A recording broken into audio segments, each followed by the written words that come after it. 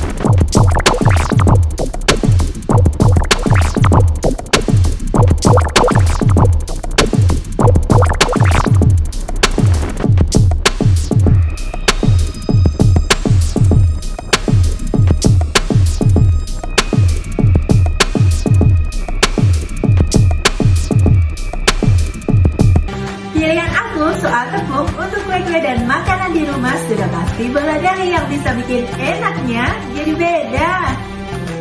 Oke, selamat mencoba teman-teman. Jangan lupa kunjungi dan follow Instagram @boladeli.id ya untuk referensi resep kue-kue atau makanan yang menggunakan bola dari tepung ketan lainnya.